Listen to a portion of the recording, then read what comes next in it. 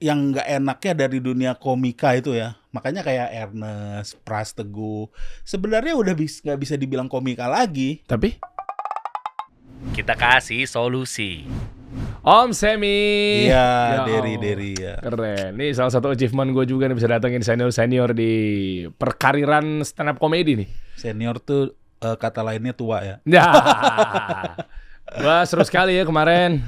Kenapa manggil Om Semi? Yaitu karena melihat cuplikan yang pas duduk di podcastnya Kemal Palevi. Anyway, nggak mau bahas politik, Tapi bahas perkariran dan perbisnisan aja. oke, siap. Udah lewat, Om. Iya, udah lewat ya. Udah kalah juga.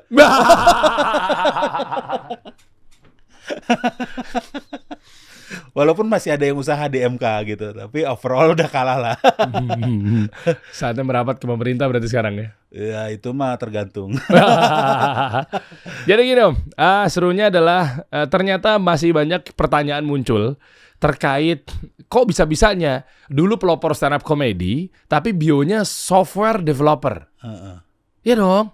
Iya. Ya kan, terus begitu tadi ditanya kok lu nggak bangga lah mungkin ya.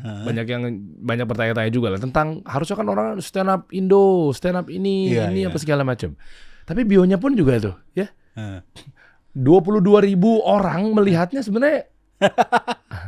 Ya, Anda ini kemana? Apakah sudah meninggalkan dunia stand up comedy atau seperti apa? Atau memang Gua nggak pernah meninggalkan dan nggak pernah juga bilang gua adalah stand up comedian pure dari dulu ya. Oke. Karena gua kuliah di ITB, lulus itu pas reformasi, kerja jadi budak korporat, sempat kerja di dalam negeri, sempat kerja untuk perusahaan asing juga.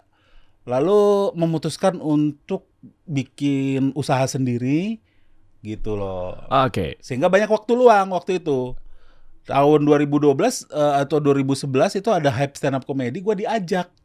Nah, Sama? ada salah satu foundernya juga namanya Isman. Oh, tahu. Nah, Tahu. terus gue bilang sama Isman, gue ngapain di situ?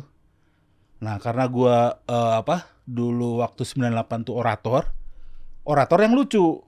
Oh. Makanya gue kalau di stand up gue tuh salah satu materinya gue bilang, gue adalah stand up comedian pertama di Indonesia. Sebelum Raditya Dika dan Panji, gue udah stand up comedy tahun 98 gue bilang. Materi gue turunkan Soeharto. Wah, gila kelihatan. Iya. Tajam sekali ya. Iya. Berarti Anda salah satu. Dia turun beneran. Padahal gue lagi bercanda. Oh, di era itu, Om. Di era itu, gue setua itu. Gue tuh angkat kelahiran 76. Gila, gue 89. Iya, jadi pas 98 itu pas gue umurnya sekitar 22 berarti ya. Iya. Lagi tingkat akhir, udah mau lulus itu gue. Gitu. Oh, gua sama bokap lagi sibuk-sibuk pasang sejadah di pagar. Biar kelihatan apa namanya? Pribumi. Iya, waktu itu karena ada itu ya. Iya, kan kami ada Cinaanya jadinya muslim, tapi ya gitu, tetep aja kan agak-agak gimana gitu. Takut kena sweeping lah ya. Iya, waktu itu. Jadi seperti itu.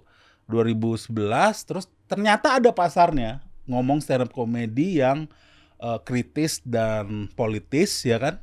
Materi-materinya banyak di kritik sosial, satir dan sebagainya. Ada pasarnya. Bisa mungkin ada yang ngomongin soal percintaan, ngomongin soal hubungan muda-mudi, ngomongin soal anak SMA, kuliah dan sebagainya. Ternyata pasar gua ada. Bahkan gua sempat punya acara di Metro TV, bukan hanya jadi stand up comedian, gua sempat punya jadi anchor lah. Jadi setara dengan Najwa Shihab. Itu sekitar setahun gue punya acara di situ namanya News Show ya. Itu ya kayak gini juga, mirip podcast tetapi ya karena TV ya, jadi kemasannya TV lah, jadi kayak variety show lah. Oke. Ngundang tamu-tamu, ngobrolin isu, terus ada games juga. Jadi mirip late night show ya, Iya. seperti kayak gitu. Jimmy Fallon, Jimmy Kimmel, James Corden gitu ya. Iya, tapi materinya banyak politik juga, ngundang-undang aktivis misalnya kayak Adian Napitupulu diundang dan sebagainya kayak gitu loh. Oke. Nah, tapi perjalanan waktu ya, setelah Jokowi menang, ya, kayaknya materi-materi politik gua tuh nggak terlalu nyambung menurut gua. Hah, kenapa? Kan katanya bebas pendapat beliau. Katanya. jadi ini ya ini nggak mau ngomong politik, tapi karena konten gue banyak politik ya. Akhirnya gue bilang gue mendingan fokus lagi di di software development gua. Jadi besarin di situ 2019 sama seperti lu ada akuisisi dari Om Deddy ya di sini ya. Ya, invest. Ada invest juga gua di 2019 tuh. Jadi abis itu terlalu fokus gua karena nggak enak kan udah ada investor baru ngegedein. Jadi fokus di software development lagi. Tetapi kalau kerjaan-kerjaan offer tetap gua terima. Oh, oke. Nah, Om mundur dikit Om. Ketika Om Isman itu mempercayai bahwa kayak Sam ikut gue deh, udah deh, lu stand up deh. Enggak. Itu indikatornya apa bahwa kok orang IT tapi bisa keukur bahwa ini nih orang bisa stand up nih gitu. Maksudnya karena gimana Isman sih? tahu gua karena dia teman SMA juga, kuliah bareng di ITB. Suka memang ya. Iya, dan gue orasi. memang bacot juga dari waktu kuliah gitu kan. Dan gue percaya sebenarnya karena gue ngikutin, gue orangnya demen baca juga. Patokannya itu adalah ilmuwan atau seniman-seniman di zaman Renaissance, ya kan? Itu zaman Renaissance itu orang-orang ilmuwan atau seniman saat itu enggak dia itu dia selalu pasti multi talent. Misalnya Leonardo DiCaprio ya, Leonardo da Vinci. Dia kan kita kenal sebagai pelukis. Tapi dia juga inventor, dia juga botanis. Dia juga mendesain banyak penemuan yang akhirnya dikembangkan sebelumnya. Akhirnya dikembangkan di berikutnya gitu. Jadi sebenarnya manusia tuh nggak mungkin single talent. Lu aja kan basis, ya kan? Ternyata punya bakat juga jadi podcaster dan businessman juga. Ya sama juga dengan gua. Gua orang IT yang juga emangnya orang IT hanya berhadapan dengan komputer atau dengan presentasi. Sehari-hari kita juga ngebacot, kita juga punya pandangan politik, kita juga punya kehidupan, kita juga punya hobi, ya kan? Kita dengerin musik juga, ya kan? Gue juga bisa main bass tapi mungkin gak sejago lu gitu. Artinya pasti kita punya talenta lebih dari satu. Dan biasanya orang karena tuntutan pekerjaan, dia hanya fokus dengan satu talentanya dia, itu aja sih problemnya. Jadi ya kacamata kuda karena memang ya gue SOP-nya begini, karir gue begini, jalan gue begini gitu ya. Setahu gue yang melakukan seperti gue selain di komika ada juga di musik yang dia punya karir kantoran dan dia juga masih bermusik. Misalnya kayak Efek Rumah Kaca, setahu gue gitu. Dosen ya? Orang-orang ekonomi kalau nggak salah. Iya. Dan lupa lagi gue. Terus kalau tarik ke zaman yang lebih dulu, misalnya Pancaran Sinar Patromak, PSP terus ada mereka kan punya semacam sister group juga Casiero, ya kan? Itu kan orang-orang intelektual juga, ya kan? Di saat ngelawak ya ngelawak, tapi sekarang kan mereka akhirnya pasif dan punya karir juga di bidang di bidang korporasi gitu. Oke. Dan kalau memang dilihat dari sebelum memilih ya, nanti mungkin ada pertanyaan gue terkait lu pilih mana gitu, atau lu mungkin fokusnya kemana, mayoritasnya kemana gitu. Tapi sebelum itu, enjoy-nya mana? Enjoy ke dua-duanya enjoy. Dua-duanya enjoy. Hanya kalau yang nggak enaknya dari dunia komika itu ya, makanya kayak Ernest, Pras Teguh, sebenarnya udah nggak bisa dibilang komika lagi. Tapi ya, Ernest kan lebih ke filmmaker sekarang. Udah jarang juga stand up. Iya, ya kan? Setahu gue iya. Iya lagi. Pras juga lebih banyak podcast kan. Ya, tapi kalau diundang sebagai stand up comedian mungkin dia masih mau. Yang sulit dari stand up comedian itu, dia 50-50. Mas Butet pernah bilang, pelawak ini adalah pekerjaan yang sangat menyiksa. Karena kesuksesan lu di sebelumnya atau di konser sebelumnya atau di performance sebelumnya itu tidak menjamin kesuksesan lu di performance bahkan mungkin sehari setelahnya gitu loh. Bisa aja misalnya lu minggu lalu pecah, ya kan? Minggu depan lu ngebom, anyep, bisa. Meskipun materi yang sama? Iya, materi sama, apalagi kalau materi sama. Itu yang susahnya dari stand up comedian. Satu, kita nggak bisa cover. Kalau lu kan bisa cover kan, basis ya. Aduh, lagi mentok nih, ada undangan, udah cover aja, ya kan? Kita cover materinya Panji, gue dilemparin gua. Dan gue juga bisa lip sync ya. Iya. Gue bisa lip sync. Aduh, gue lagi nggak mood nih, gue lip sync aja deh. Iya kan, jadi pakai -1, pakai playback gitu kan, udah. Ya jadi lu nggak bisa ya? Iya, gue nggak bisa cover. Terus yang kedua, materi itu nggak bisa diulang di audiens yang sama karena sifat dari komedi adalah efek kejutan. lu ketawa karena ada surprise. Kalau lu mendengar satu jokes berulang-ulang, lu mungkin ketawa, tapi nggak akan sekuat ketawa lu yang ketika mendengar jokes yang pertama kali. Ya karena udah dengar. Udah dengar, tapi kalau musik kan nggak. Bahkan lu bisa loop berulang-ulang. Iya. Jadi misalnya lu manggung di sini, besok manggung di situ lagi, besok lu bisa lah nyanyiin lagu yang sama terus. Iya. Bahkan bisa encore kan. Capek juga ya. Parah ya. Ya makanya sebenarnya stand up comedian itu bikin spesial itu kayak Panji udah berapa kali itu hebat banget. Gua aja cuma 2 kali.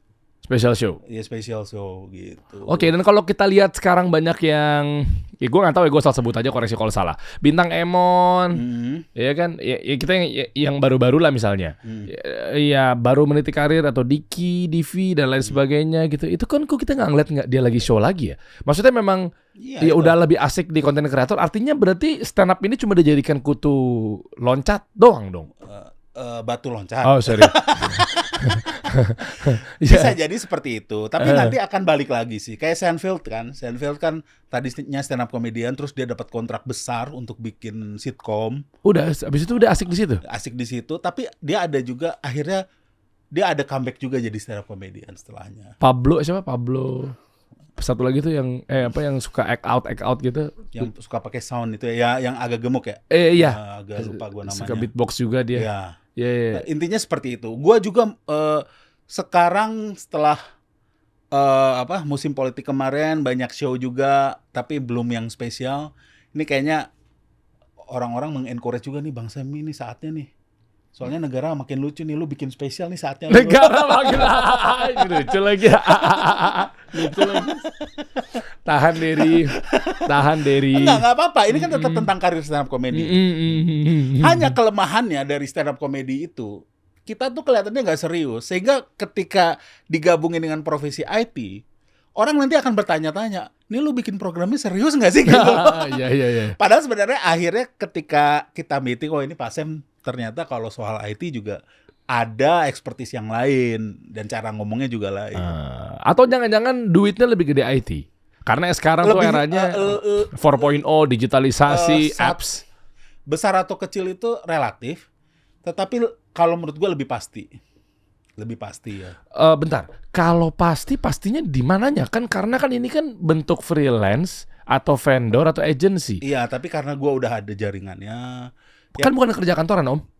Iya, gue bikin kantor.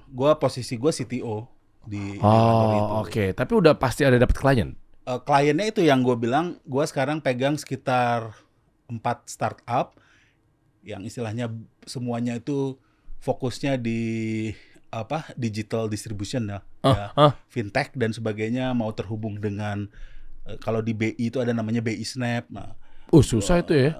Jadi gue tuh kayak konsultan yang bikin supaya secara teknis mereka bisa di-approve oleh BI secara teknis ya. Oke. Kalau secara bisnisnya tentu dia harus perform, ya kan?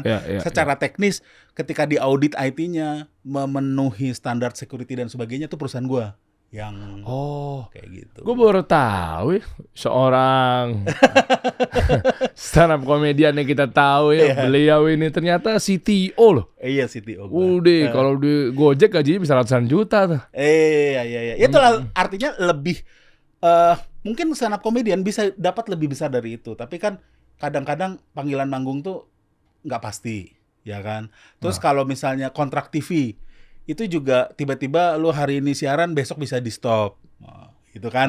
Iya kan, orang-orang seperti itu. Makanya komika-komika sekarang tuh jauh lebih pintar sih, mereka punya medianya sendiri. Terus akhirnya mengeksplor karir-karir baru seperti filmmaker. Ini hebatnya komika ini sekarang. Ini semua dijabanin loh.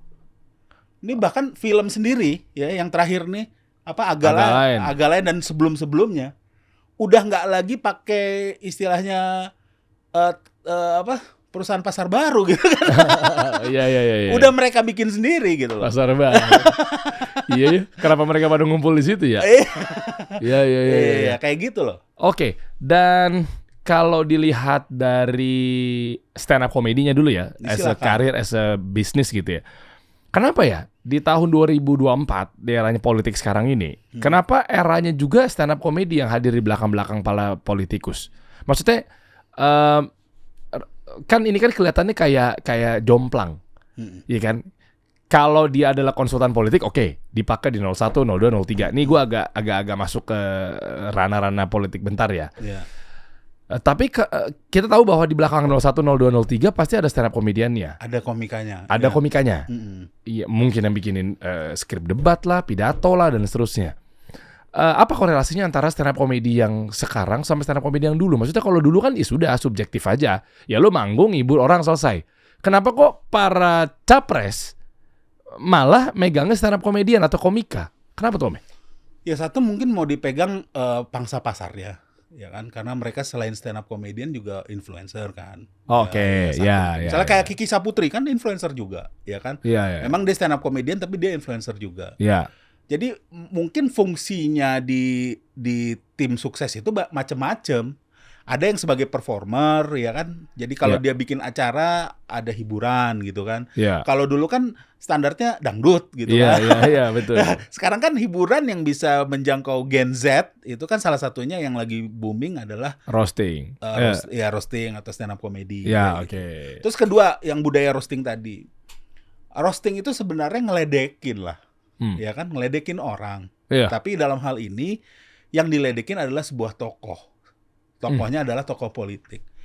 Kenapa roasting ini akhirnya disukai oleh para politisi? Karena menimbulkan kesan bahwa politisi ini anti kritik, tidak anti kritik. Oke. Iya. Jadi orang berbondong-bondong untuk di roasting sama Kiki Saputri. Ya, karena menimbulkan kesan dia tidak anti kritik walaupun sebenarnya dia anti kritik gitu. Ya. Gue ngerti. Tapi kan kebutuhan suara dong. Ya, kebutuhan suara dia. Terus kalau ada juga keterlibatan lain dari komika itu sebagai penulis naskah gitu kan. Oh, karena penulis ya. Penulis. Rapi jadinya ya. Rapi. Karena sebenarnya kan di dalam ilmu public speaking sendiri lu juga belajar kan perlu ada yang namanya anekdot gitu kan, ya kan. Yeah. Perlu ada yang namanya punchline juga karena kalau kita fokus terhadap terhadap konten selalu gitu, orang juga akan bosen. Terus yang terakhir ya, itu gue lihat kalau penguasaan panggung, ngumpulin massa dan sebagainya, ini komika ini lebih magnet daripada konten kreator. Oh iya, sekalipun public speaker juga. Iya, karena konten kreator nih ya, bisa aja followernya 7 juta. Bisa. Iya. Tetapi kalau ketika di panggung sambutan terhadap komika itu lain. Apalagi konten kreator tanpa mengecilkan ya. Misalnya, ini kacamata gua aja nih. Konten-konten kreator point of view. Ya kan POV. Ya. Ini kan suami begini, istri begini dan seterusnya. Ya mungkin konten kreator juga digarap kan sama politisi itu. Mungkin untuk ngejar viralnya. Tetapi kalau untuk pengumpulan massa di sebuah titik itu lebih cocok komika atau performer yang lain. Karena konten kreator itu bukan performer. Ini ilmu nih. Oke, makanya desak Anies Abdur. Kan ada tuh. Gue juga pernah. Pernah juga Om Semi ya. Ya. Karena kita performer. Jadi pertanyaan-pertanyaan kita bisa tetap serius, tapi ada bumbu-bumbu komedinya tentunya. Kalau konten kreator misalnya didudukin sama Anies ya nggak bisa juga. Tetapi mereka tetap digarap oleh sama politisi-politisi tersebut untuk ngejar viralnya. Karena mereka juga butuh viralnya kan. Ya, exposure dan lain sebagainya kan. Tetapi kalau di stage, ya mereka butuh performer gitu. Oh, gue tahu. Baru tahu gue bedanya ternyata ya konten kreator sama performer tadi ya, sama stand up comedy kenapa ada di situ ya. Dan liciknya dari konten kreator tuh kan ketawanya bisa di-create kan. Misalnya kan, makanya banyak konten kreator yang punchline-nya itu dikasih jedak-jeduk gitu kan, langsung terakhirnya jedak-jeduk. Iya, tahu. Itu kan untuk menjadi trigger biar jadi lebih punch gitu, ya kan? Kalau lu di panggung nggak bisa seperti itu. Mikir banget berarti. Iya, kalau misalnya itu lu lempar punchline ya, terus orang nggak ketawa ya udah, nggak ada bantuan lagi. Wah, sound effect nggak ada ya? Nggak ada. Nggak bisa pakai tertak-tung gitu, nggak boleh. Nggak boleh. Nggak boleh ya. Jadi makanya kita ada namanya bomb slide kan. Apa tuh? Jadi kita ngebom nih. Ngebom itu kita garing. Oke. Kita garing. Boncos nih. Ya garing. Kita lempar punchline garing. Kita harus bisa ke next slide istilahnya. Jadi kita tahu ini nggak kena. Tapi orang jangan tahu bahwa kita baru ngelawak gitu loh. Oh iya. Iya. Itu namanya bomb slide. Iya. Istilah theoreticalnya itu bomb slide. Bomb slide. Iya, gue sebagai Jadi misalnya- audiens tuh pernah merasakan nih. Iya. Kok enggak? Jadi nggak usah dibahas nih, langsung ke next berikutnya gitu. Next berikutnya kita usahakan itu kena gitu loh. Itu disiapin Om? Disiapin, dan itu juga itu jam terbang juga sih. Oh, disiapin secara skrip apa memang spontanitas skill? Jadi sebenarnya gini loh, ada kata-kata bijak untuk stand up comedian atau pelawak pada umumnya. Apa tuh? Berlatihlah lu seserius mungkin, sesering mungkin, melakukan rehearse sesering mungkin, sehingga ketika lu ngomong di atas panggung, seolah-olah tuh nggak pernah berlatih. Jadi seolah-olah orang spontan gitu. Jam terbang sih kayaknya nih. Iya. Dan latihan juga, ngebadanin dan sebagainya, ikut open mic atau ngetes materi dengan orang-orang terdekat gitu loh. Ini apa komedi buddy? Ya, komedi buddy, ya betul. Iya, gue udah mulai tahu lah. Iyalah, Besok orang lah. tamu lu pras. Iya benar. Iya benar. Iya, kadang jelasinnya detail seperti itu. Ya. Oh, makanya stand up comedy itu bisa dibilang kayak playmaker atau gelandang ya. Jadi bisa masuk ke segala sisi ya. Termasuk kepake ketika pitching sama klien di ranah software development. Ya, artinya gini, ketika gua misalnya presentasi di depan klien itu udah dapet nilai +1. Karena orang pay attention kan. Oh iya. Dan Terus, oke. Lu abis rapat, kan jarang kan, rapat aja. Abis ini rapat, Pak foto bareng, ada yang kayak gitu masih ada lah. Iya. Walaupun gua mungkin nggak seterkenal komika yang lain ya, tapi ada lah. Oh terkenal lah, hitungannya lah. Nggak, kalau gua tuh masih kalau selebriti itu selebriti grade C. Gila. Kalau grade A itu Raffi Ahmad. Raffi Ahmad tuh grade A. Bayi buang. Artinya, itu grade A. Grade Artinya A. yang kehidupan pribadinya aja ditelusuri tuh. Ya kan? Sandra Dewi? Sandra Dewi itu grade A masih. Grade Karena A, ya. karena kehidupan pribadinya, kalau grade B itu yang karyanya lebih dikenal gitu. Misalnya kayak Panji itu kan. Itu masih grade B menurut gua. Karena kehidupan pribadinya nggak terlalu banyak dikorek-korek. Kalau gua grade C gitu loh. Yang masih bilang, "Mas, dikasih handphone tuh bukan foto bareng, fotoin kami dong." Pernah kejadian. Enak banget. Mas. Wow, kan jiwa itu udah Ini kayak ibu-ibu berdua, fotoin kami dong. Gue bilang, oh itu C, bener. Gue ngerasain, berarti gue C juga. C. Lagi lewat dan tolong fotoin di taman wisata Iya, gitu. iya. Oh, jadi kalau yang kehidupan pribadi ya, ya tahu. Gini, berarti mengenai grade C, B, A itu masuk ke rate-nya juga. Misalnya semakin Enggak rate-nya juga. semakin tinggi, mahal bayaran stand up-nya gitu. Ya, gua sebenarnya cukup mahal juga. Iya kan senior mah udah pernah mahal-mahal. Iya. Boleh Tapi dibongkar. mahal, gara-gara yang mahal jadi jobnya dikit. Tapi karena ada pemasukan lain, istilahnya memang nggak ngoyo juga. Kalau memang nggak masuk, gua nggak ambil juga gitu loh. Mahal-mahal tuh coba Panji, Radit, Mongol. Ya kan, lu Om, itu mahal-mahal tuh ya berarti hitungan mahal. Gua nggak Berarti tahu dari ya seniornya. Iya, enggak juga sih. Nggak Ya, juga? maksudnya kita jual berapa, kalau ada kliennya ya masih mau atau enggak gitu oke. aja sih sebenarnya. Dan kalau kita ke IT lagi, begitu apa ya? Kan ada pas pitching itu kan sama klien presentasi kan pasti ada ice breaking. Di ujungnya tuh ada apa segala macamnya. Itu kepakainya tuh bahwa sangat guna banget ilmu stand up di ice breaking dan sangat guna banget ketika penutup untuk menjadi pencairan suasana. Itu stand up juga di situ di ujung pitching. Pernah gak sih kayak gitu-gitu? Enggak sih, Enggak ya? enggak secara itu gua siapin, hanya misalnya Biar jilat misalnya dalam tanda kutip gitu loh. Ini ilmu bisnis aja sih. Iya, biar iya. dia makin cinta sama gue, biar dia senang sama gue, biar ntar dikabarin lagi enggak lebih terlalu cepet. banyak bercanda juga untuk IT, enggak bagus juga sih. Oh gitu. Iya. Tetapi biasanya justru lebih ke personal approach. Jadi kalau udah jadi customer, kita entertain, enggak harus entertainnya tuh akhirnya jadi main golf atau kayak gitu. Jadi cukup makan bareng, terus kita ngobrol-ngobrol, chit-chat, saya ceritain pengalaman saya. Kemarin saya baru syuting loh, kayak gitu, mereka aja udah seneng gitu loh. Gitu, artinya ada seorang customer yang bahkan ya cerita ke customer lain, ini Pak Sam, ini orangnya sama nih dengan yang stand up comedian gitu. Oh gitu gitu. Nah, jadi dia itu ada kebanggaan menjadi customer saya karena saya juga seorang stand up comedian ada. Oh, oke. Seperti itu. Dan kalau lihat dari masa depannya secara bisnis nih, kenapa juga milih, bukan milih sebenarnya IT memang udah dari kampus IT ya, tapi mungkin jalurnya aja ya. Jalurnya kan bisa jadi kan IT juga nggak kerja di tempat IT juga bisa gitu ya. Bisa. Nah, kenapa akhirnya gue nggak tahu ini banting setir apa enggak nih Om, yaitu pilih ke perusahaan IT, CTO, software developer apa segala macam itu gara-gara udah kelihatan ada masa depannya ketimbang stand up comedian. Apa jangan-jangan kebalik?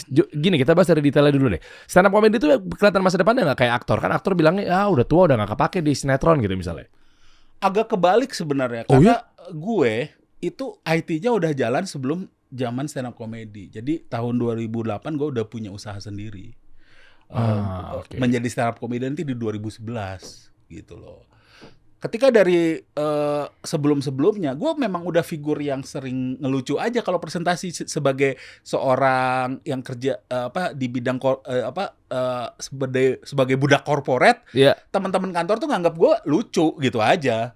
Kalau misalnya ada acara kantor dulu gue jadi MC gratisan gitu loh.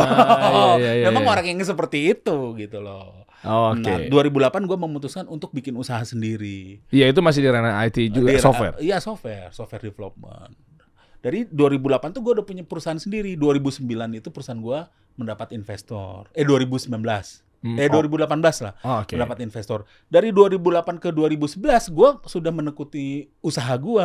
2011 ada booming stand up comedy, gue sambi gitu loh. Cuma kan nggak gampang jalan juga. Jalan dua-duanya. Tapi kan gini, bukan yang belum tentu semua pelawak itu adalah berani mengambil peruntungan di stand up comedy. Mungkin dia takut, malu. Awalnya tuh saya memang nggak mau jadi stand up comedian, tetapi karena diundang ada sama Isman, lu mau nggak ikut open mic? Cuman gitu aja. Iya, tapi kan keberanian untuk nulisnya kan beda Om. Nggak, jadi waktu open mic pertama itu saya nggak nulis. Kok bisa? Jadi sebenarnya gini loh, ini untuk teman-teman stand up comedian, jangan takut untuk memulai karir stand up comedy. Istilahnya kerjaan kantoran lu jangan ditinggal. Lu tinggal datang aja open mic, ya kan? Pulang kantor. Ya. Ceritain, misalnya gini, umur lu berapa? 35. Kapan lu punya ingatan terhadap diri lu? Gak mungkin dong, lu bayi langsung punya ingatan. Oh enggak. Umur berapa lu punya ingatan? Ya TK udah mulai dapat ada beberapa. Cuma mungkin nggak semua memori ya. Ya preschool udah lah. Ada kejadian ingat kan? Ada. Artinya lu punya ingatan selama hidup ini 30 tahun lah. Iya, betul. Lu punya perjalanan hidup 30 tahun. Masa selama 30 tahun tuh nggak ada yang lucu dalam hidup lu? Oh, banyak. Iya kan? Ya, kalau nggak ada yang lucu berarti hidup lu nih bermasalah gitu. Nah, itu adalah materi pertama kita. Jadi nggak perlu ditulis, ceritain aja yang lucu gitu loh. Oh, berarti bukan karena pakemnya stand up comedy itu kan katanya harus kalau gue denger penjurian siapa di Kompas itu kalau lu ikut kontestasi, tetapi kalau lu mau memulai nih, pulang kerja tempat open mic, datengin aja, lu ceritain aja nih gue waktu itu pernah diputusin sama pacar gue loh.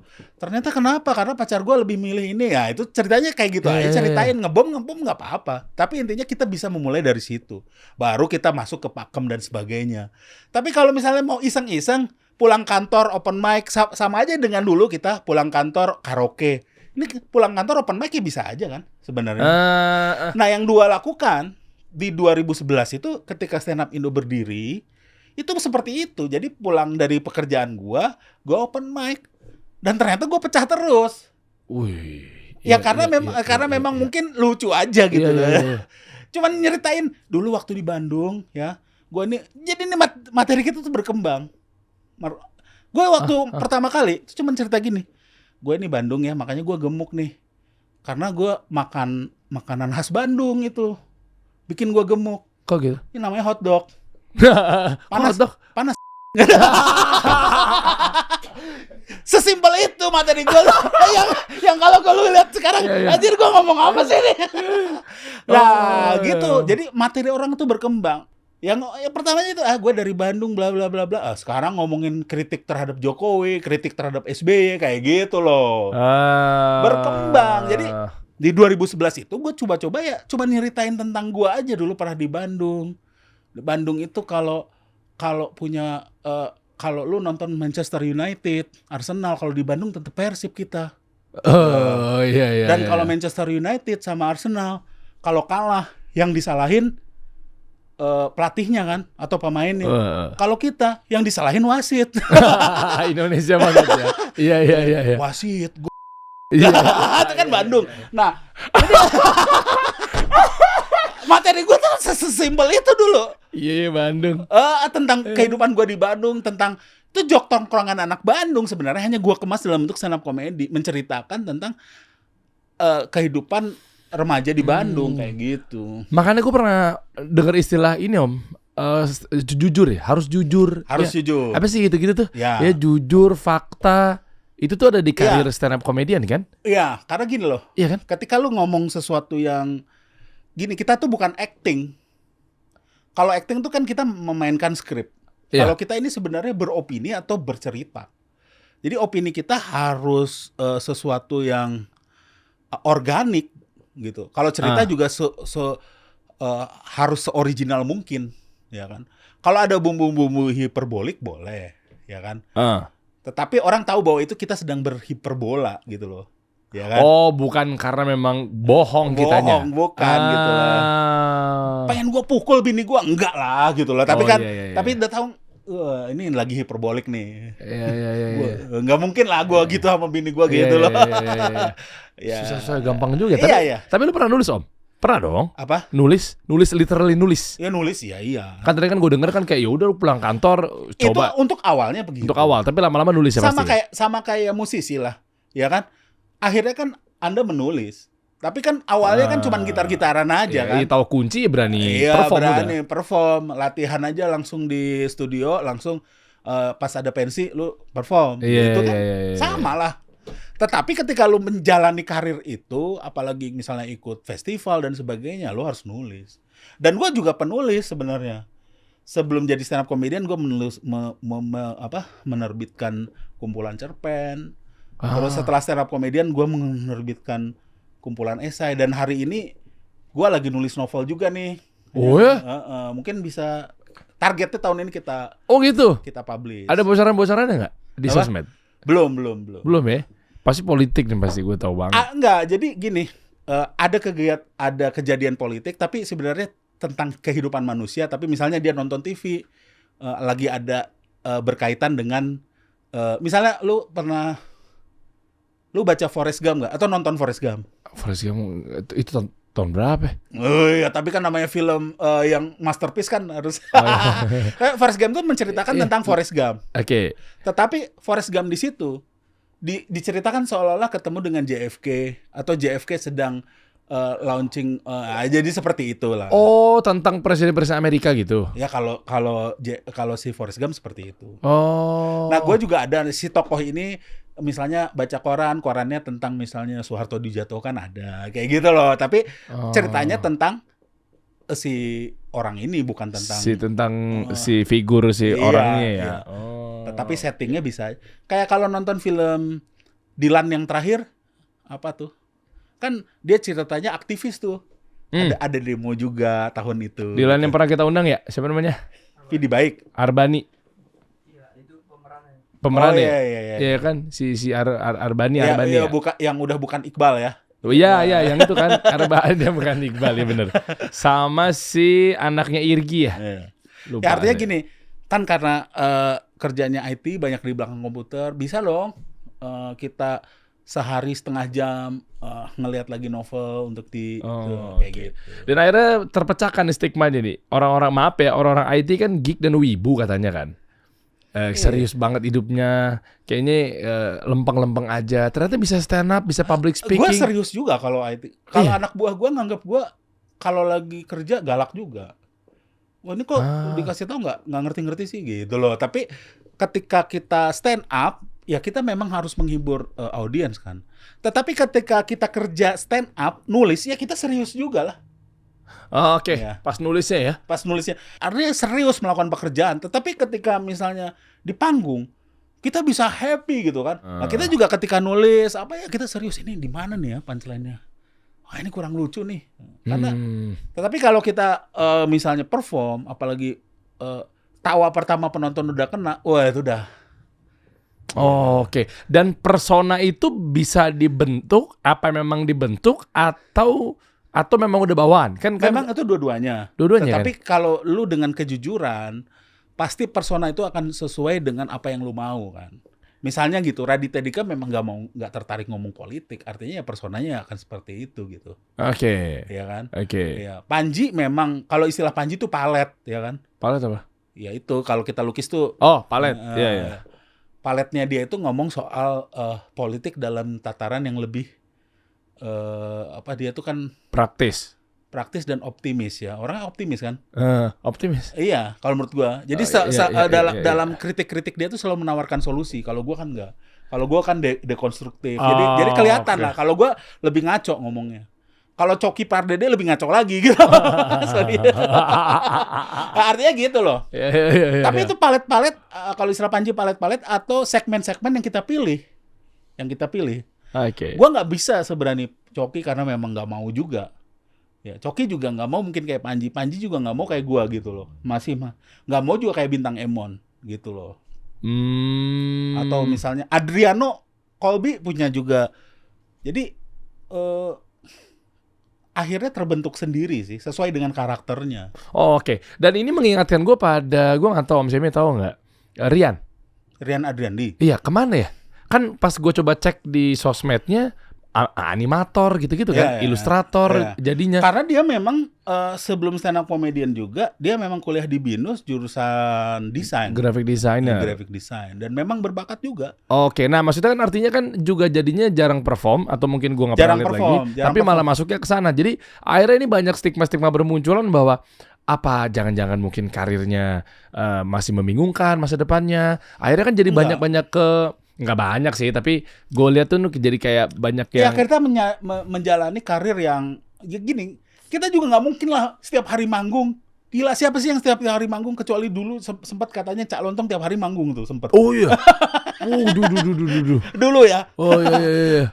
Gitu loh, ke BUMN ini ya, zaman dia belum 03. Oh iya. Jadi kan istilahnya kan nggak mungkin lah tiap hari manggung. Pasti akhirnya kan kalau misalnya bukan pelariannya ya. Kalau misalnya Ernest itu filmmaker, ya gue IT gitu aja.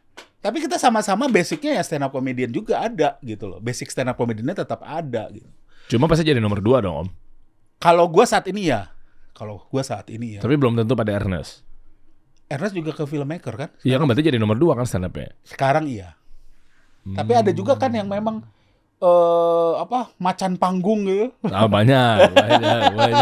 Kemana-mana ada. Panji salah satu nyampe Amerika, sampai ke Indonesia lagi gitu-gitu ya. Mungkin ya.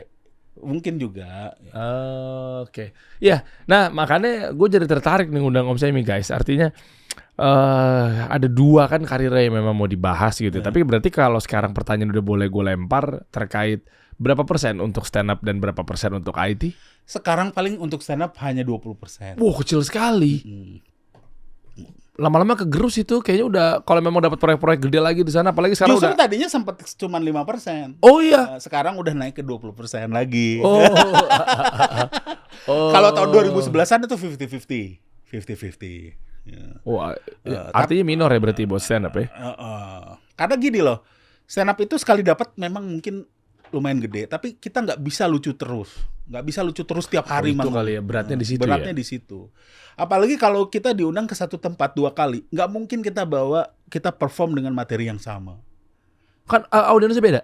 Audiensnya. Ya tetap ya. Tetap aja kalau kitanya nggak mood aja kan. Kita ada juga yang namanya rewrite. Jadi artinya kalau sekarang mungkin ditambah nulis 30 lah porsi seni. Jadi seni lah dianggapnya. Porsi seni dan IT ya. IT, sekarang senimannya gue tuh 30 lah. Karena gue sekarang mulai aktif lagi nih. Gue memang mau finish novel gue ini. Oke, dan karena juga nggak tahu nih bener apa enggak, udah bisa ditinggal perusahaannya? Enggak juga sih. Enggak juga. Bisa. Tetap harus dipegang. Karena gue masih ngambil porsi coding juga. Gue bukan hanya sekedar di manager level. Gue masih coding. Susah juga. Banyak kompleks juga berarti ya? Iya, gue coding bukannya dilempar aja Om? Karena gue suka juga sih. Karena Bill Gates itu, gue nge-compare gue juga. Bill Gates itu sampai lucu lagi. Compare langsung sama Bill Gates. Nggak, ini seorang Bill Gates sendiri. Okay. Dia masih mengambil porsi coding waktu dulu ya. Sekarang mungkin udah enggak. Tapi ketika dia di level CEO dan dia udah menjadi orang terkaya di dunia, ada porsi-porsi coding yang diambil juga, walaupun nggak gede. Boleh tahu teknisnya nggak? Ini jujur memang bukan bidang gua, jadi emang terkesan so tau banget. Ngapain lu udah sok-sok nanya begitu emang ngerti? Iya bukan, tapi gua lebih kepada coding. Jadi gini, sesusah itu ya? Gua ini kalau sekarang codinger lagi itu terbagi 3 biasanya. Satu front end itu yang terus yang kedua back end, terus ketiga tuh full stack. Kalau full stack tuh dia from A to Z, jadi end to end lah. Nah, kalau front end itu, ya misalnya nih Android nih front end nih. Berarti cuma kelihatan di UI UX-nya aja. UI UX itu desain, itu bukan programmer. Oh bukan. Jadi orang UI UX sudah ngedesain, terus kita coding dalam bentuk misalnya iOS atau Android. Oh oke. Itu orang front end. Tetapi ketika misalnya dia kan misalnya ada saldo nih, misalnya kalau untuk Gojek nih kan ada saldonya kan disimpan di database. Iya. Bagaimana saldo itu di-push ke database? Nah itu orang back end. Bagaimana perhitungan misalnya bonus atau diskon atau perhitungan jarak antar dan sebagainya? Itu back end. Nah gitu, gua tuh spesialisasinya di back end. Makanya gua banyak pengetahuannya itu di database programming, Oracle, MySQL dan sebagainya, dan di back end language lah, kayak Java, kayak gitu. Mewah. Karena dulunya gue juga sebagai budak korporat memang programmer, gitu loh. Kuliahnya berarti IT apa? Kalau SI apa sih bedanya? Sistem informasi? Gue sih orang yang termasuk skeptis terhadap itu ya. Artinya sebenarnya sama-sama aja, tapi belakangan tuh diarahkan bahwa kalau teknik informatika itu lebih ke technical, kalau yang sistem informasi itu lebih ke bisnis, katanya gitu. Tapi menurut gua sih harusnya ya yang dipelajari itu aja sih, bagaimana mengimplementasikan perangkat lunak di dalam sebuah sistem di dalam sebuah usaha gitu. Oke. Dan lu juga kan punya kan di App Store sama apa kan? Ya ada, kita awal-awal sempat ke situ, tapi kita jadinya fokusnya ke medianya. Ada aplikasi atau marketplace buat freelancer kayak Fiverr di luar, jadi mengagregasikan antara pengusaha dan freelancer. Jadi mau nyari video editor, graphic designer gitu. Jadi semacam marketplace tapi untuk human resource gitu, untuk talent. Ya freelancer design, videographer itu awal-awal. Cuma karena memang kita ternyata nggak di bidang itu, dan ya alhamdulillahnya ternyata media lebih jalan, jadinya itu kita kebelakangin. Memang itu salah satu revenue stream. Jadi memang 2 revenue stream kita. Ada aplikasi marketplace itu, ada media Nah, kalau gue sendiri nggak bikin marketplace, tetapi ada orang yang mau bikin marketplace, gue bikinin aplikasinya.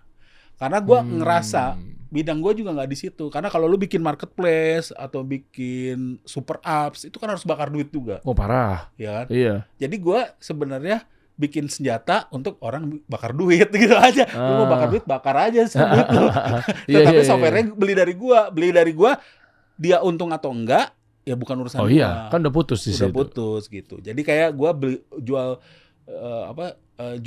orang berperang, gue jual senjata gitu. Lu perang aja gitu kan, senjata gue makin laku gitu. Tetapi memang untuk keberlanjutan dari sebuah bisnis, sebaiknya usaha dia juga nggak stop dong. Karena kita ada kolek yang zamannya maintenance dan sebagainya. Kita inginnya juga usaha dia berlanjut, supaya misalnya ada change request dan sebagainya yang harus kita layani, kan dia di-charge lagi seperti itu. Oke. Dan berarti ini kita bahas teknis bertahap ya Om ya.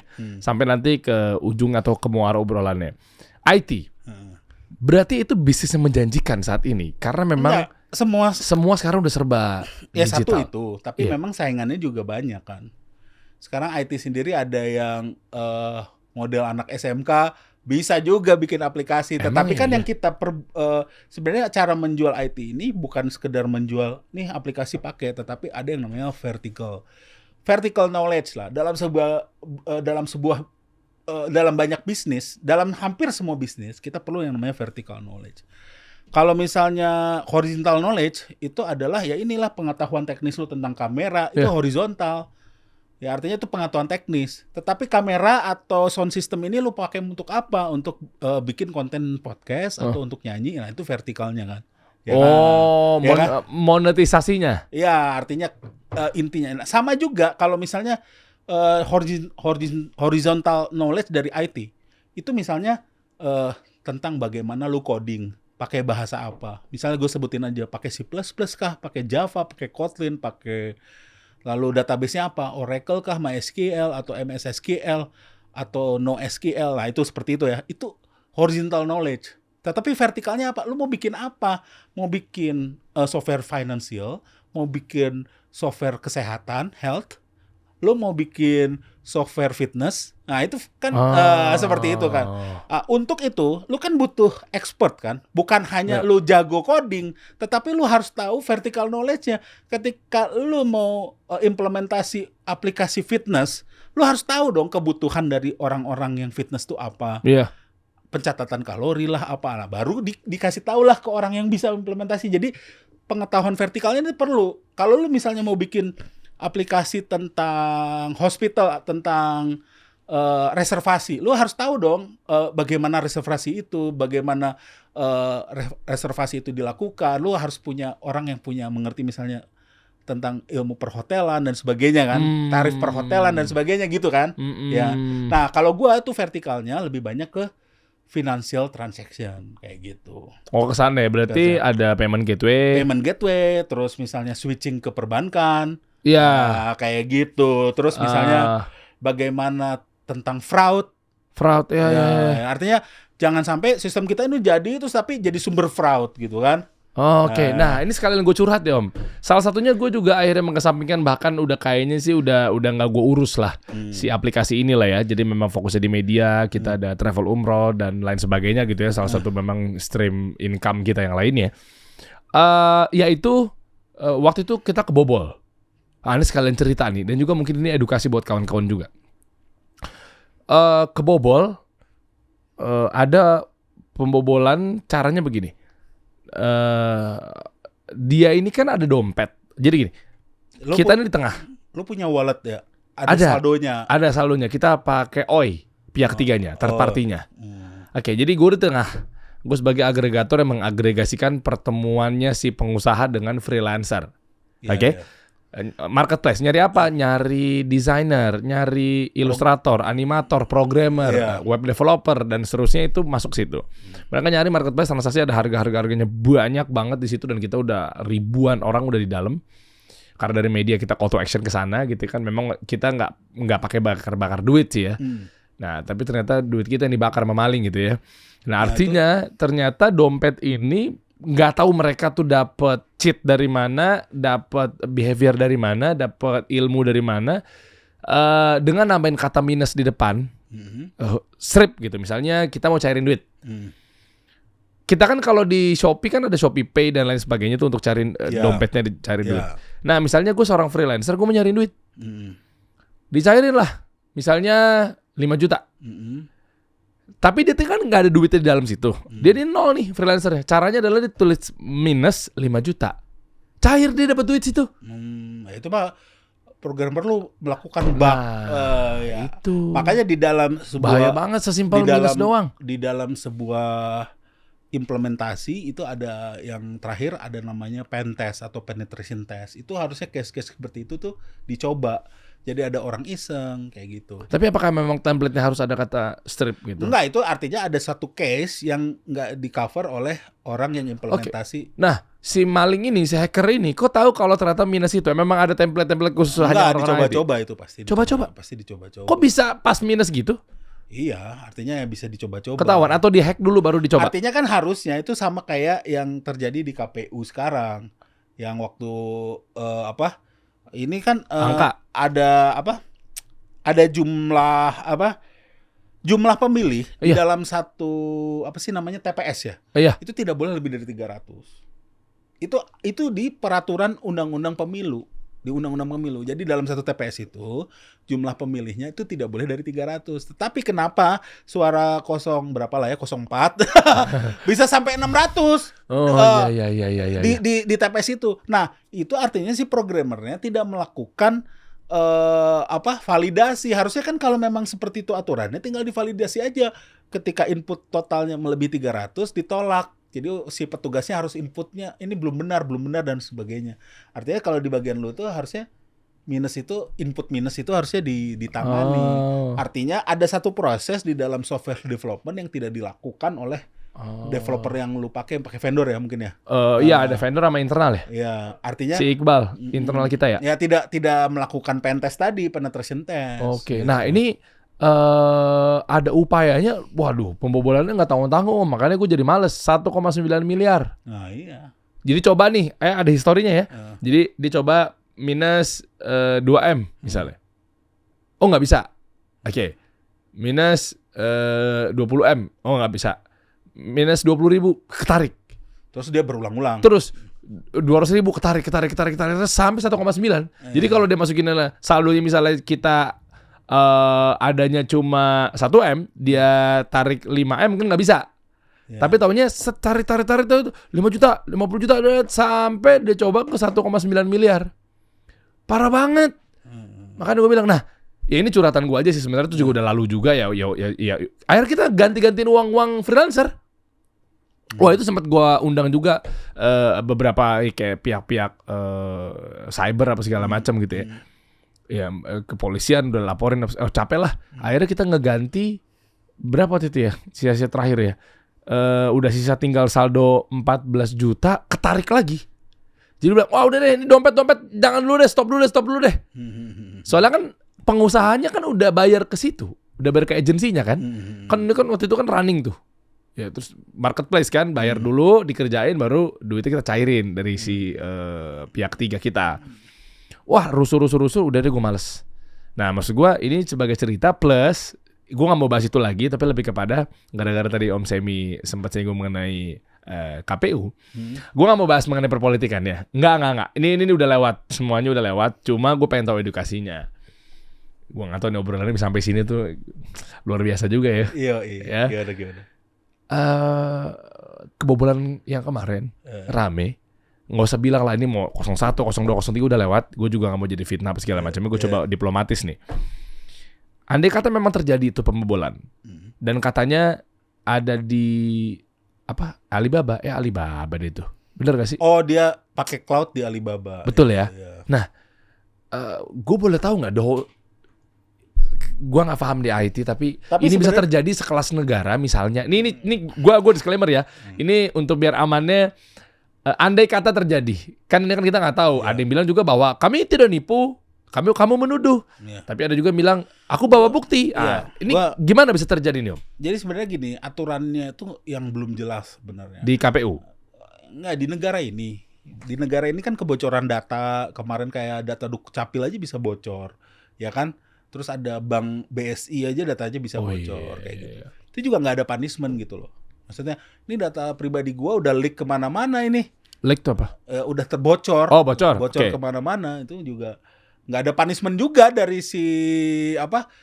si regulator dalam ini ya mungkin Kominfo atau misalnya dari kepolisian nggak ada punishment juga. Ya udah kita cari kayak gitu loh. Ketemu atau enggak juga kita nggak tahu berita selanjutnya.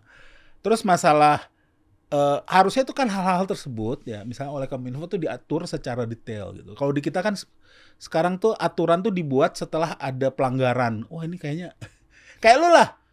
Lu keboboran 1,9 M baru. Padahal harusnya itu bisa dicegah ketika kalau lu implementasinya benar. Jadi lu harusnya lu melakukan penetrasi tes, artinya apa? Lu sewa hacker-hackeran di awal. Oh emang gitu ya? Ada hacker-hackerannya. Hacker-hackeran? Iya, jadi istilahnya kalau kita disebutnya pen tester. Oh, jadi ngecek bahwa gue bisa dibobol apa enggak? Iya. Kita nggak begitu. Dibayar itu misalnya 200 juta, bobol deh. Tapi kan daripada lu yang 1,9 M, lu mendingan bayar pen tester 50 juta lah gitu kan. Di awal gitu. Oke. Itu kan ada checklistnya nih, udah lewat ya. Sama aja kayak mobil. Mobil sebelum di launching kan ditabrakin dulu tuh. Iya. Itu ditabrakin dulu, bener nggak sih airbagnya tuh keluar? Bahayanya kalau nyangkut apa segala macam. Iya, ya itulah yang tidak dilakukan. Nah itu mungkin yang di KPU itu tidak dilakukan itu gitu loh. Ya itu ya, apakah itu dia dibobol. Nah terus harus ada kebijakan yang benar-benar clear dari pemerintah. Apakah program-program yang kritikal, ini kan sebenarnya data pemilihan umum ini adalah memilih calon-calon pemimpin negara kita kan, dan memilih legislator yang akan nanti mengatur anggaran negara kita kan. Penting nggak sebenarnya? Penting. Oh iya. Nah ini harusnya ada aturan nih, aturan yang clear. Boleh nggak servernya dikelola oleh pihak luar negeri gitu kan? Ya dalam hal ini Alibaba gitulah. Karena sebenarnya cloud yang lokal juga banyak.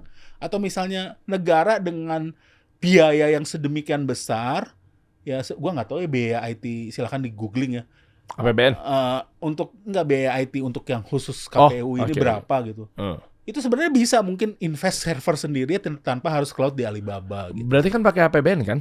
Kan negara kan? Iya, bukan per partai kan? iya, Berarti kan dia bayar ke iya, IT. pakai APBN. Harusnya berapa Om? Nah ini kan lu sebagai senior IT. Senior IT harusnya, nggak ini nggak usah sebutin di Indonesianya aja. Tapi untuk sekelas Anda seorang senior dan pakar IT ini menilai ini semua program isunya KPU, negara loh.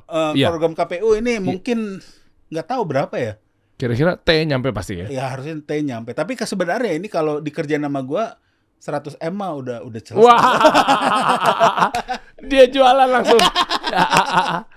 Ya gitu loh. Okay. Artinya gitu loh. Karena kan sebenarnya kita license database, terus nyewa misalnya kita bikin VPS dan sebagainya, kita udah bisa ngitung harganya berapa. Artinya sebenarnya kalau T itu yang dibeli kan intangible-nya. Jadi kayak lu beli misalnya nih Kasih Solusi ini kan sebuah apa? Sebuah logo. Iya, logo. Itu kan nggak ada harganya. Tetapi kalau misalnya yang ngebikin logo itu siapa? Seorang seniman yang besar gitu kan? Ah itu intangible tuh di situ. Intangible kan? Ya. Aset nampak sama aset nggak nampak. Iya, artinya intangible itu adalah ketika yang lu beli kan trust. Memang implementasi ini ada expertise-nya dan sebagainya. Tapi kan yang lu beli trust. Misalnya lu beli sistem KPU ini dari Oracle langsung. Dan implementasinya orang-orang itu bisa aja kan. Yang lu beli kan trust-nya. Iya kan? Yang lu beli kan sama aja kayak misalnya sebenarnya orang programmer itu yang kalau kata Joko bilang panggil programmer 2 minggu kelar gitu kan. Ya ada juga mungkin yang level lulusan SMK juga ada kayak gitu. Tapi kan yang lu belikan trust-nya ya, jadi intangible-nya itu 1 triliun itu mungkin intangible. Tetapi result-nya ya mungkin banyak kekecewaan. Nah itu urusan lain. Itu harusnya memang Om Semi beserta perusahaannya ya. Aduh. Mengcover ini semua. Lebih enak jualan ke swasta deh kalau gini-gini. Kenapa? Emang cairnya TOP-nya lama atau gimana? Apa? Termin of payment-nya lama? Bukan masalah itu, tapi kan banyak hengki-pengkinya lu tahu kan. Iya. Saya bilang pernah di podcastnya Bang Abdel juga bahwa kalau kebocoran APBN kita kalau cuma 10%, itu Indonesia udah maju banget. Artinya sebenarnya lebih dari itu kebocorannya gitu loh. Berapa tuh kalau boleh tahu bocorannya? Ya nggak tahu lah, untuk proyek yang BTS aja bocornya gila-gilaan kan. Itu bukan proyek yang gede loh, masih di bawah 10 triliun. Ya kan? BTS itu. Aduh. Ya kan? Sempet ramai juga kemarin tentang suami seseorang artis. Ya kan? Yang korupsi Crazy Rich ya. Crazy Rich dan kawan 16 orang 271 triliun yang merugikan akhirnya PT Tata Niaga Timah. BUMN ya? Iya. Iya kan, akhirnya kan ya begitulah anyway. Jadi buat teman-teman semua di ujung obrolan kalau mau langsung bekerja sama dengan Om Semi ya as a business ya. Ternyata pengetahuannya saya baru tahu loh. Saya pikir Anda nulis-nulis aja dan suka ngeceng-ngecengin orang aja gitu ya. Pengetahuan bisnisnya lumayan. IT-nya asik, bisnisnya. Ya, karena memang kita survive-nya di situ. Karena bagi gua kembali lagi ya, IT atau komik atau sebagainya menurut gua intinya tuh asal lu fokus, apapun bisa jadi duit. Kalau di Indonesia ini, apalagi Indonesia ini kalau kita lihat ya, penduduk Jawa dengan penduduk Rusia itu banyakan penduduk Jawa lagi, iya betul. Yang kata lebih kecil lagi, Jabodetabek itu 26 juta, Australia 20 juta. Bayangin, Jabodetabek lebih banyak penduduknya dari Australia. Artinya kalau mau bikin restoran apa, bikin apa di Jabodetabek ini udah paling enak lah. Makanya kenapa waralaba asing di sini menjamur? Mixue ya. McDonald. Menurut lo dengan kepadatan seperti ini, McDonald di Bekasi dengan McDonald di Sydney, untungan mana? Di Bekasi lah. Ya iyalah. Iyalah. Demandnya gede banget. Iya. Itulah artinya ya ini adalah surganya retail gitu. Jadi surganya retail. Jangan hanya mikir yang high tech aja. Jadi jualan nasi uduk juga kalau serius mah di Indonesia, apalagi di Jabodetabek ya bisa. Gila. Ini ilmu bisnisnya mahal loh. Banyak nih hal-hal yang harus bikin 3 part kayaknya nih.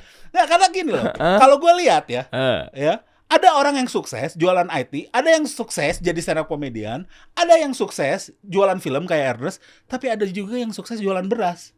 Ya udah. Iya benar. Ya udah. Ada juragan beras. Iya, ada juragan beras. Oh iya, itu luar biasa. Jatah umroh. Iya. Jadi kalau lu umroh bareng, juragan apa? Juragan beras. Ya kan? Not a slim boy. Wah, ini Instagramnya ya seorang software developer. Kontaknya kemana Om? Ini ada yang banyak kawan-kawan pengusaha loh. Ini kan gini, gue tuh punya slogan jangan ngaku lu seorang pengusaha kalau belum nonton podcast Kasih Solusi. Karena memang banyak pengusaha-pengusaha. DM aja nanti gue bales. Kasih Solusi aja ngomongin gue lewat DM. Iya betul. DM aja ya. Jadi kapan ini namanya berubah tentang akan jadi slim boy gitu? Iya, mudah-mudahan. Itu udah posting-posting gitu. Iya. Karena baru beli Apple Watch aja. Kita kasih solusi.